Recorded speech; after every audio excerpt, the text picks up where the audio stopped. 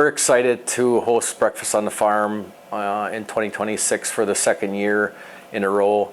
I just like the fact that we get to share with people what we do every day, how we take care of our animals, how we take care of our crops, what myself and my brothers and our employees do every day to make sure everything runs smoothly. El-Na Farms started in 2000 when we took over for our parents, Eli and Nancy Fenendale, which is how we came up with El-Na. It's the first two letters of Eli's first name and the first two letters of Nancy's first name. But the farm has been here since 1858, and myself and my two brothers are the sixth generation to be on this farm, and my son and my nephew will be the seventh. The current size of our farm right now is we milk about 2,500 cows, and we farm about 7,500 acres with corn, alfalfa, wheat, and soybeans. Currently, myself, my brother Barry, and my brother Shane operate the farm on a daily basis, along with 47 valued employees. I think this farm is unique because we are very open to new technology. We do not like to get stuck in the old habits or old ways of doing things. We're always looking for something better to be more efficient.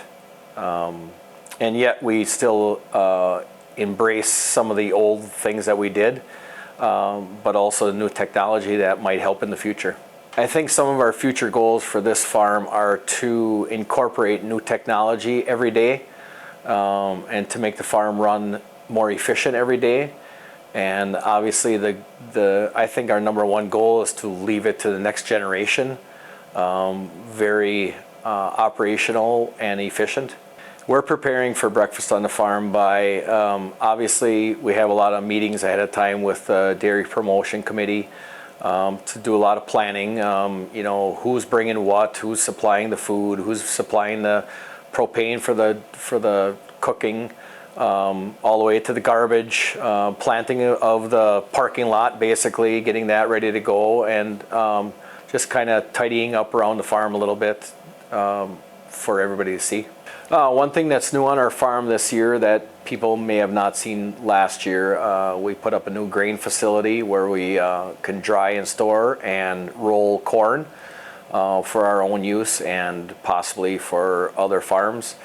And also they will get to see a drone demo at the Breakfast on the Farm. We'll just have an area where we can spray water so people can see how we do that. I think I would really like attendees to know how well the animals are cared for on our farm, what we do every day to supply food to the nation or the area, and just what an everyday operational farm looks like.